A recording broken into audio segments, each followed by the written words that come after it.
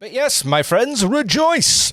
I have actually had people asking me for a decent amount of time now, when is this stuff coming out? And now I know. It's available for pre-order. This week. It's wonderful. So we have the Sunday preview of Machine vs. Machine. For the love of God, do not Google that. Don't Google it. It will end poorly. But we have the new codexes for these factions that have been long awaited and much teased. And this kind of makes me sad, because these limited edition covers look spectacular. Typically, I avoid them, because I don't want to try and get limited edition for every single one of the codexes that I own, because then there's some that just massively stand out on the bookshelf. But my god, these are some very, very, very pretty limited edition covers. If this is what they're going to be doing moving forward, I'm going to have to buy some. Like, you know for a fact they're going to put something crazy on the front cover of the Dark Angels one, and I'm going to have to buy it, because I have no impulse control. But no, generally speaking, that is a really cool cover. Both of them are very, very nice covers. We have Imhotep the Stormlord. We have Oricon the Diviner, who, interestingly enough, was only revealed on Friday/Saturday morning, depending on where you are. So the fact that they've literally announced this guy and then brought him out almost immediately is really, really cool. We have the... what is this one? Overlord with Translocation Shroud. This one, I actually believe, is a rule for one of the new detachments.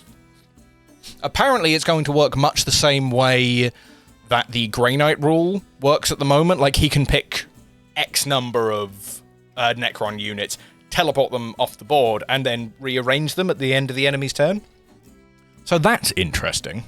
We have an Overlord with Tachyon Arrow, and we have the Royal Warden. These two are not new. They have been available since the Indomitus box, but this is the first time that they've actually had a solo release. Up to this point, the only way you could get them was either in the Indomitus box itself or in one of the starter boxes.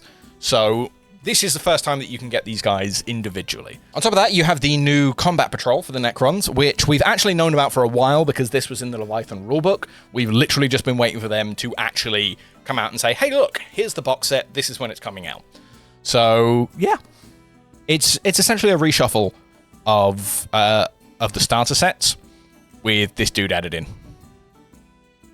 It's cool. It's a nice box. I think I prefer this to the old Combat Patrol they had.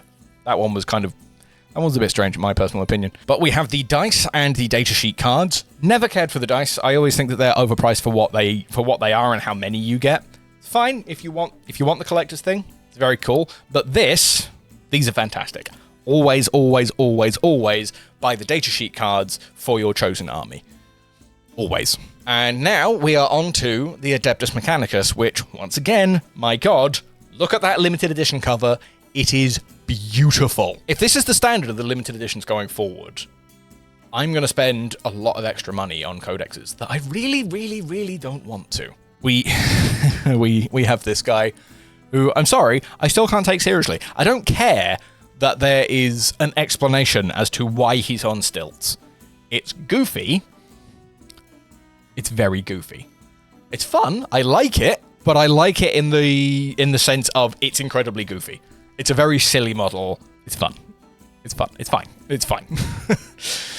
We have the new Combat Patrol, which actually we hadn't seen until very recently. Yeah, I think I've already shared my thoughts on this. I'm not sure how I feel about it. It looks a lot busier. Well, when they first revealed this, there were a couple of people who were talking about all of these units are kind of underpowered and underwhelming in the meta at the moment, so they're not doing particularly well. But that is in the context of just their pre-codex release. So hopefully, these are going to be well-balanced, if not very good, when the new codex comes out. That could be cope. It really could. But you always want new releases to be cool and interesting. So hopefully this works out well for people. You have, of course, again, the dice and the datasheet cards, which, again, I recommend. Get the datasheet cards.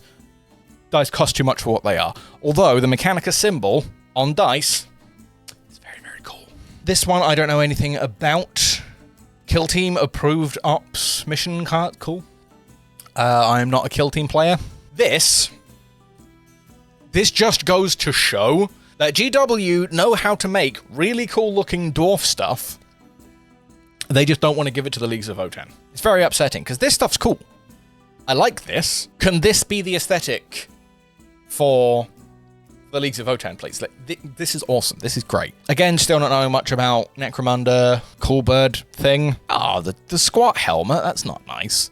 Anyway, cool bird thing, cool character. Looks nice. Can't say much about it. I believe that this is the set that they've had in the starter, because I recognize this. So I'm fairly sure that this is them just selling the scenery separately from the models. Yeah, it looks that way. It's fine. It's fine. We are now on to Black Library. So you have the War Boss in paperback, which I don't know much about. Mike Brooks did Lion, Son of the Forest. It was a good book. It was a good book. Don't know much else about his work, but orcs are always fun. And now we have God Machines, a Titan Omnibus. Yeah, I'm buying this one. I hate adding books to my list. I really do, because it's just more work and it's more stuff that's just going to sit there and stare at me really accusingly until I actually pick it up and read the damn things. But I really don't want to miss out on the opportunity to read some of these stories. If you've been here for any period of time, or you've seen me generally speaking, you know I have a soft spot for giant stompy robots. It's one of the things I just cannot help but love. I'm not going to be getting these because I don't speak these languages. I don't speak German. Then we have the announcement of the release for the Japanese and Chinese Space Marine board game. Like, does that have anything to do with us? Like, surely that's just going to be released in Japan and China, which, cool, good for them. Did I miss this release? Like, has this come out in England yet? Has this come out at all anywhere? Because I was waiting to see it, and I've not seen it anywhere. Like, am I crazy? Did I miss something? We have Knitted Chaos Hat and Scarf. You can't go wrong. It's Christmas time. Did you know? We have Red Gobbo pins, which, honestly, that guy's kind of cute. I'm not proud of this. I'm really not proud of this. I want a pair of squig socks, please. Those are some comfy looking socks. I want squig socks. Thank you. And then the whole Warhammer Plus bric-a-brac that they usually put out.